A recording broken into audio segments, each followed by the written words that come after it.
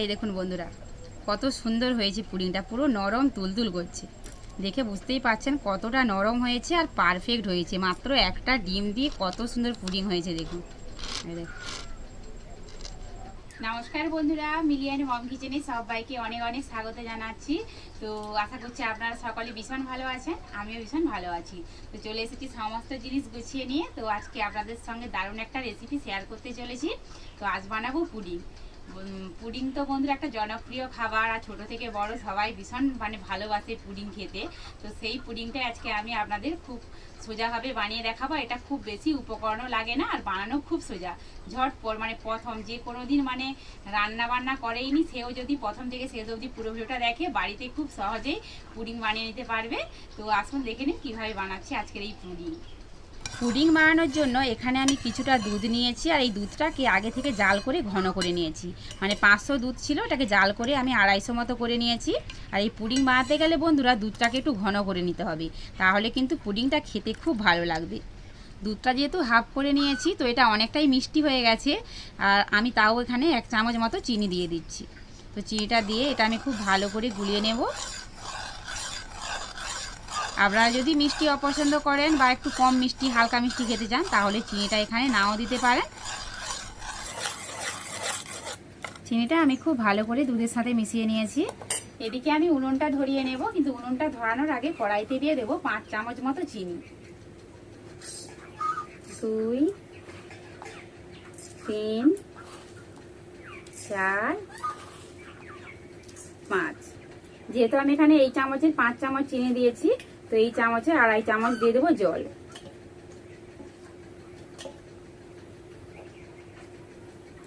এবারে জলটা চিনির সাথে খুব ভালো করে মিশিয়ে নেব। এভাবে জলটা চিনির সাথে মিশিয়ে নিয়েছি। তো এবার উনুনটা জ্বেলে নেব।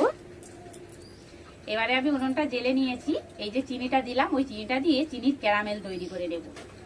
তো এই সময় হুড়মুড়িয়ে বেশি জাল দেবেন না, এটা হালকা আঁচে ধীরে ধীরে ক্যারামেলটা তৈরি করে নিতে হবে। তাহলে সেই ক্যারামেলটা খেতেও ভালো লাগবে, না হলে খুব তেতো হয়ে যাবে, খেতে তখন কিন্তু ভালো লাগবে না। তো হালকা আঁচে করতে হবে। তো আমার একটু বেশি জাল লেগে গেছে, একটু বের করে দিচ্ছি।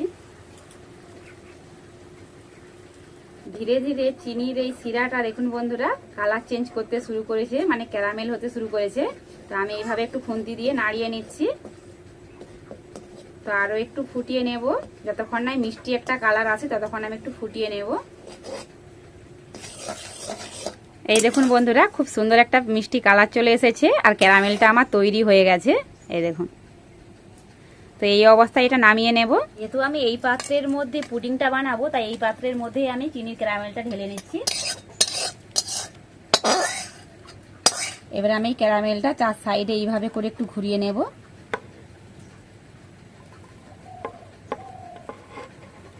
বাটির 4 সাইডটা ঘুরিয়ে ঘুরিয়ে ক্যারামেলটাকে আমি এইভাবে চাড়িয়ে নিয়েছি। বাটিটা খুব গরম হয়ে গেছে।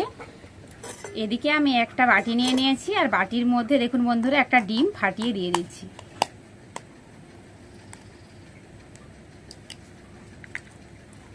আর এই ডিমের মধ্যে দিয়ে দিচ্ছি সামান্য একটু নুন, আর দিয়ে দিব অল্প একটু ভ্যানিলা এসেন্স। কারণ ডিমের যেহেতু একটা কাঁচা গন্ধ আছে, সেই গন্ধটা যাতে না লাগে, সেই জন্য এই ভ্যানিলা এসেন্সটা দিচ্ছি। আপনারা যদি ভ্যানিলা এসেন্স না পান বা হাতের সামনে না থাকে বা খেতে অপছন্দ করেন, সেক্ষেত্রে এখানে একটু এলাচের গুঁড়োও দিতে পারেন। এবারে আমি এটা খুব ভালো করে একটু ফেটিয়ে নেব। আমি এখানে একটা ডিমের বানাচ্ছি বন্ধুরা, কারণ আমি একটু পুডিংটা ছোট বানাবো। আপনারা যদি পুডিংটা একটু বড় বানাতে চান, সেক্ষেত্রে ডিম, দুধ এর পরিমাণটা বাড়িয়ে দিলেই হবে। তো ডিমের সাথে সব কিছু আমি খুব ভালো করে মিশিয়ে নিয়েছি। এবার আমি দুধের সাথে যে চিনি মিশিয়ে দুধটা রেডি করে রেখেছিলাম, সেই দুধটাই ডিমের মধ্যে ঢেলে দেব। আবার এটাকে আমি খুব ভালো করে মিশিয়ে নেব। এই পুডিংটা বন্ধুরা খুব স্বাস্থ্যকর একটা রেসিপি, কারণ ডিম আর দুধ দিয়ে বানানো হচ্ছে, আর এতে তো খুব বেশি উপকরণও লাগে না, ডিম, দুধ আর সামান্য একটু চিনি, এই হলেই পুডিং বানানো হয়ে যায়। কিন্তু দেখতেও হয় দারুণ, আর খেতেও হয় অসম্ভব ভালো। তো বাচ্চারা দেখবেন খুব মজা করে খেয়ে নেবে।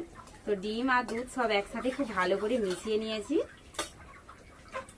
আর এদিকে দেখুন বন্ধুরা, এই যে চিনির ক্যারামেলটা আমি যে বাটির মধ্যে পুডিংটা বানাবো ঢেলে রেখেছিলাম, সেটা বাটির মধ্যে খুব সুন্দর সেট হয়ে গেছে। এই দেখুন, হাতের মধ্যে কিন্তু লেগে যাচ্ছে না, খুব সুন্দর সেট হয়ে গেছে।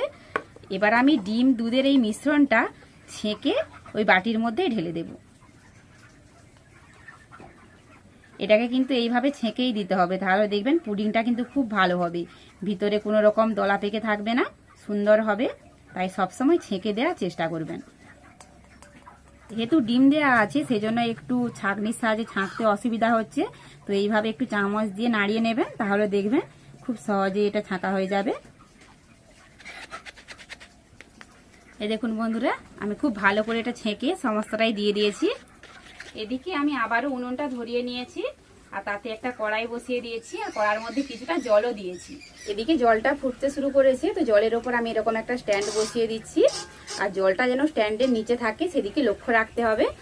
তো এর উপরে আমি পুডিংয়ের বাটিটা বসিয়ে দিচ্ছি, তারপর ওপর থেকে এইভাবে চাপা দিয়ে দেব।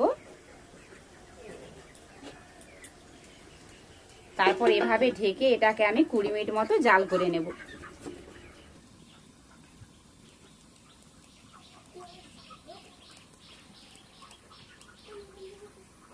20 মিনিট আমি হাই হিটে জাল করে নিয়েছি। তো এখন একবার চেক করে দেখে নেব যে পুডিংটা হয়েছে কিনা। এবার আমি ছাড়াতে নিয়ে এই ঢাকনাটাও খুলে নিচ্ছি।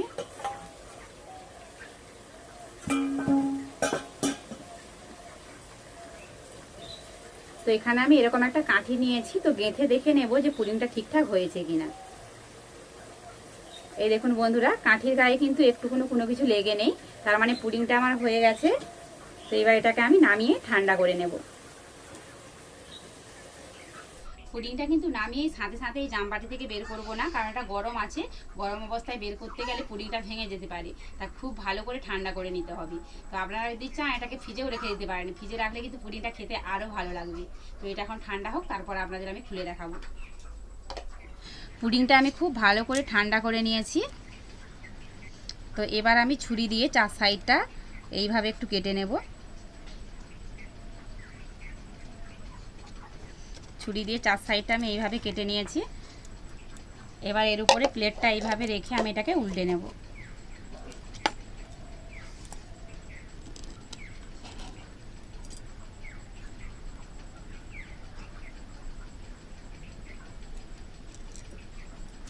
এ দেখুন বন্ধুরা, কত সুন্দর পুডিং হয়েছে, একটা ডিম দিয়ে কত সুন্দর পুডিং।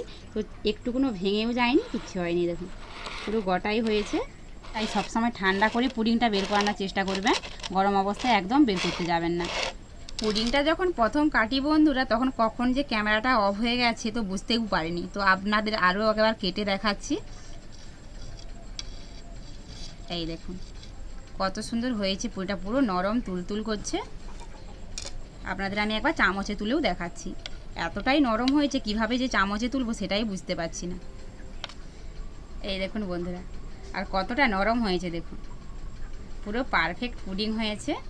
এই দেখুন, তো দেখলেন তো বন্ধুরা কত সহজে পুডিং বানানো হয়ে গেল। তো এতটাই নরম হয়েছে, কিভাবে যে তুলবো সেটাই বুঝতে পারছি না, যাই তুলছি মানে যেন ভেঙে পড়ে যাবে মনে হচ্ছে, এতটাই নরম হয়েছে, পুরো পারফেক্ট পুডিং হয়েছে। তো আমি এখান থেকে খেয়েও আপনাদের বলবো যে পুডিংটা খেতে কেমন হয়েছে।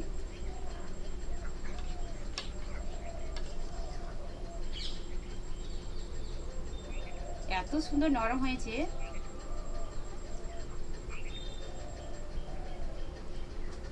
মুখে দেওয়ার সাথে সাথেই মিলিয়ে যাচ্ছে, জিভ দিয়ে যেমনি একটু চিপে দিলাম সাথে সাথেই গলে যাচ্ছে, এতটাই নরম হয়েছে, পুরো পারফেক্ট হয়েছে। খেতে কিন্তু দারুণ হয়েছে বন্ধুরা, অবশ্যই বাড়িতে একবার হলো বানাবেন, খুব বেশি উপকরণও লাগে না, সময়ও খুব কম লাগে, তো অবশ্যই বানাবেন। তো আজকে রেসিপিটা এই পর্যন্ত, ভালো লাগলে অবশ্যই চ্যানেলটি সাবস্ক্রাইব করে বন্ধুরা পাশে থাকবেন। তো দেখা হচ্ছে আবার নেক্সট ভিডিওতে, সবাই সুস্থ থাকবেন, সাবধানে থাকবেন, টাটা।